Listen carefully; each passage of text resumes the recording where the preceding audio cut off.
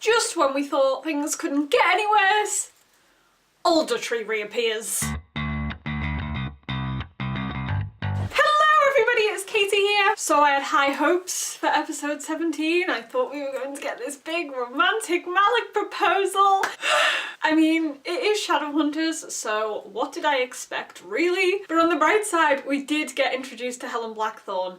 So still a win for the gays. This episode had so much going on and a lot of surprises that I really wasn't expecting. For starters, we had Victor Aldertree making a reappearance. So it turns out he is the person behind this underground project going on at the Clave. So Izzy is determined to get to the bottom of Heavenly Fire, and everybody else wants to get their hands on whatever this is so that they can try and sever this bond between Clary and Jonathan. They think that maybe the sword is still in existence and that the Clave are hiding it. So Isabel decides to team up with Simon to go and track it down. I love how much we're getting to see Simon and Izzy work with each other this season. It's building up that bond between them, that bond that they need to eventually form Sizzy. So the plan to get Simon into this secret place of the Claves is to pretend that he is a murderous vampire. I was one of those people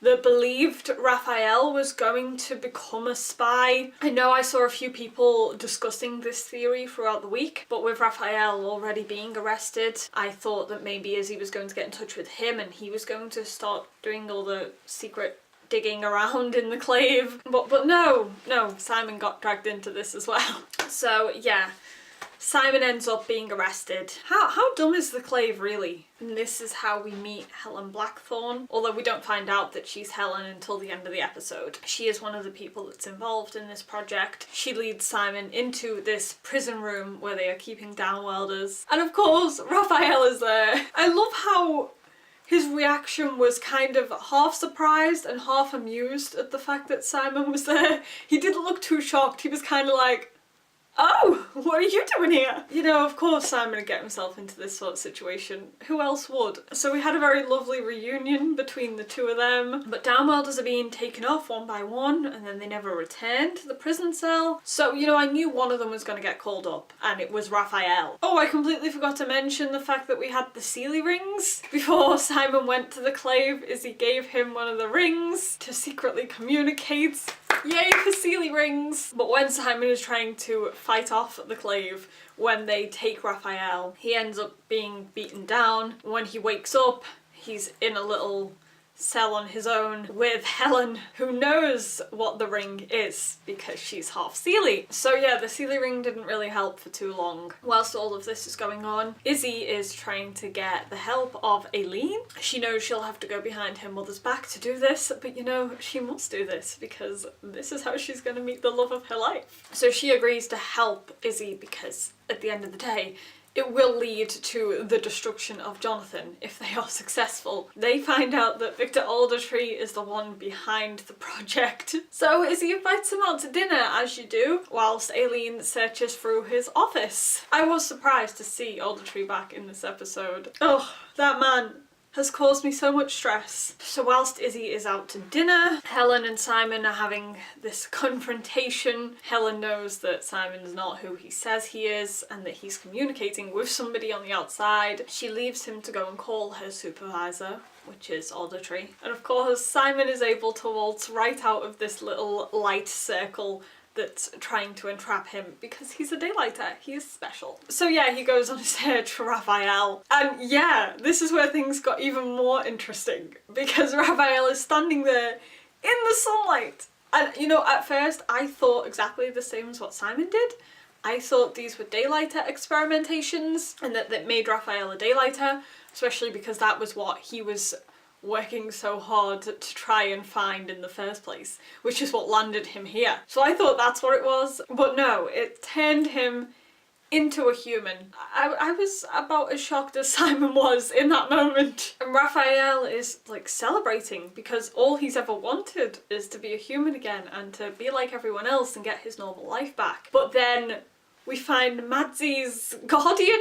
I always forget her name. But yeah, the warlock that originally had Madsy was in the cafeteria. She steps forward to say that she would rather die than have this happen to her. It's interesting to look at that alongside what's going on with Magnus at the moment as well, because obviously we know how he feels having his magic taken away. And then we see another warlock that's going through that. She's had her Magnus. I need to stop calling magic Magnus. Oh my god. I miss Warlock Magnus. She's had her magic forcibly taken from her as well. So whilst for people who were turned, I can understand why that would be a good thing for them. But for people who were born into a downworlder life, that is their identity. And it is being taken from them without their consent. So I like that we got to see the two sides of that. And I also like that Raphael, even though he was happy to be human again, saw the other side of things. So Helen comes storming in, but it turns out that through the Seelie ring, Izzy has told her everything that's been going on. Helen wasn't aware that Aldertree was planning to turn all downworlders into humans. When she finds this out, she no longer wants to be working for this project. So we then form a little squad. Yay! By this point, Aldertree already knows what's going on. Madsy's guardian, whose name I can't remember, offers to distract the Clave soldiers whilst the others run off, and immediately dies. Yeah, that was a really quick death. But you know, she did say she would rather die than live the next 50 years without magic.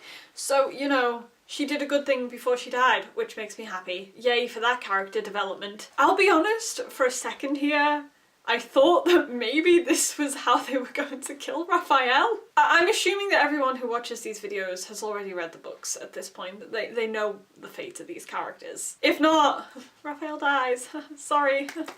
So yeah.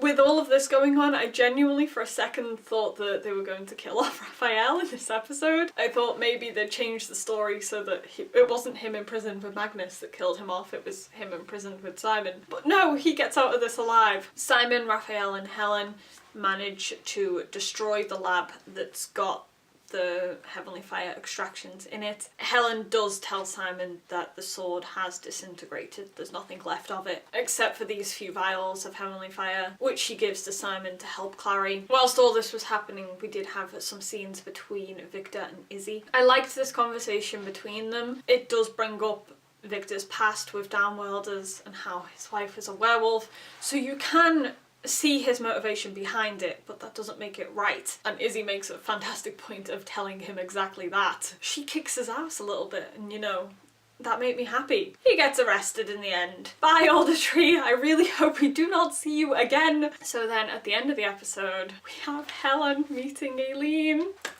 I'm so excited for more of them. I don't know why I'm getting myself so excited, because we only have 3 episodes and then 1 special left. But they met.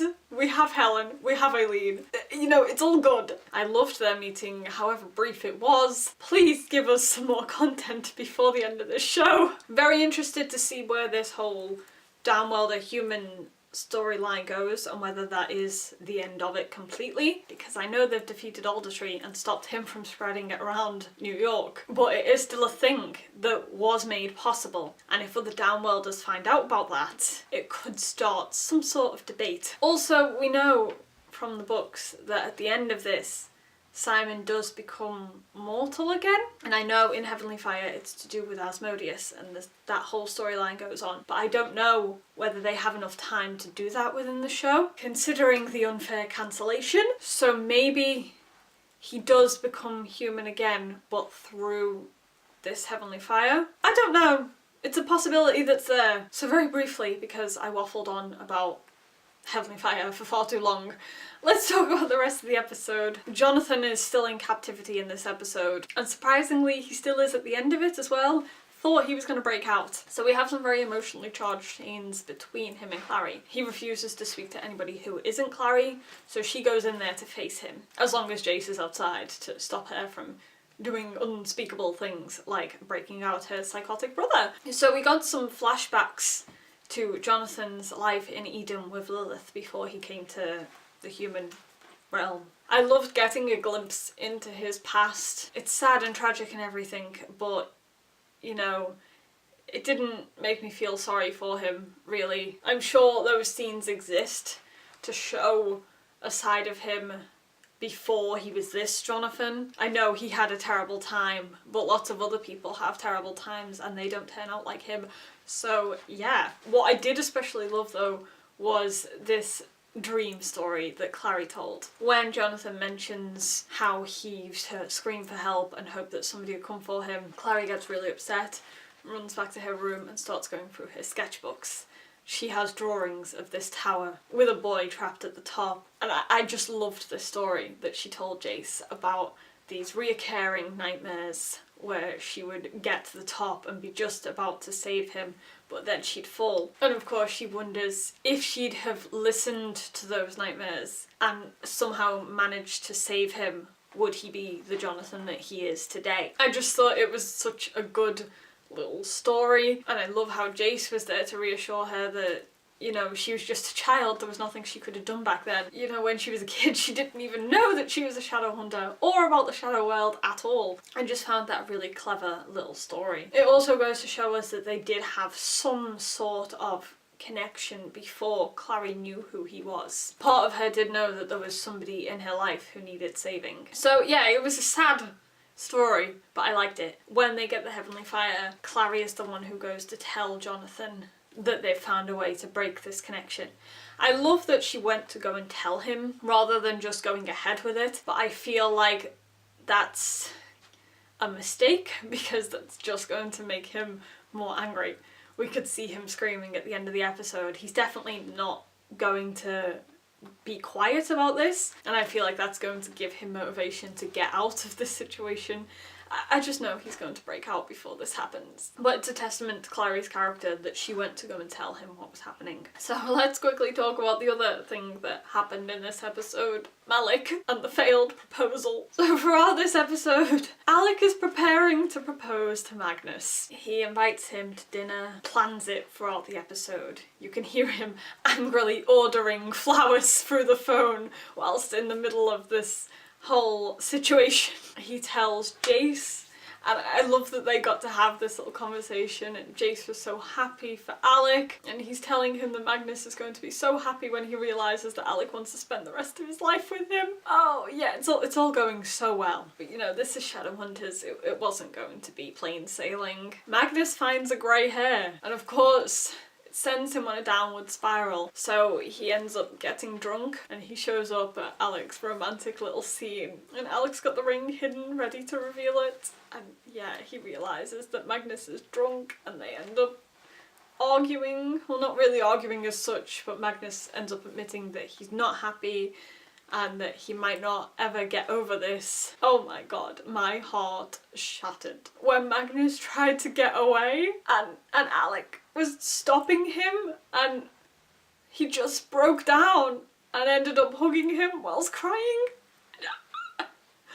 Oh my god, I hated that scene. I loved it because it was absolutely beautiful, but I hated it because it was so painful. Definitely one of the most emotionally charged scenes in this show. It just had so much emotion behind it. What I also kept thinking about in that moment as well is that if Magnus would have had his magic, he could have easily just moved Alec out of the way and got out of that situation. He could have ran away, but without his magic, he was overpowered by Alec. He kind of just gives into that and hugs him in the end, and yeah, that ripped my heart into tiny, tiny little pieces. I hated it, and that's where they ended the episode. Thank you so much. That was just what I wanted. I was so happy last week because I thought we were just going to get like maybe a comical build-up to this proposal. Like, I knew it wasn't going to go well because it's Shadowhunters. So I knew something was going to go wrong, but I thought maybe it'd be like a funny situation. But no, it was just really painful and sad, and yeah, I'm not over that, and I don't think I ever will be. So yeah, who knows when we're actually getting the MALEC proposal and what it will be like. Again, I'm stressed over the fact that we only have 3 episodes and then a 2-hour finale. Not enough time. I am very highly stressed at this point. My stress levels have just been getting gradually higher as the season has progressed. I'm sweating. So yeah, that's about all I can think of for this episode. If there are things that I have forgotten to mention specifically and you would like to discuss them, please do leave them in the comments. I could talk about the show literally forever. Also, just leave me your thoughts in general on this episode. What did you think? Did you cry over MALEC? Should we start a support group? Let me know all the things. Thank you guys so much for watching. I will see you next week. Bye!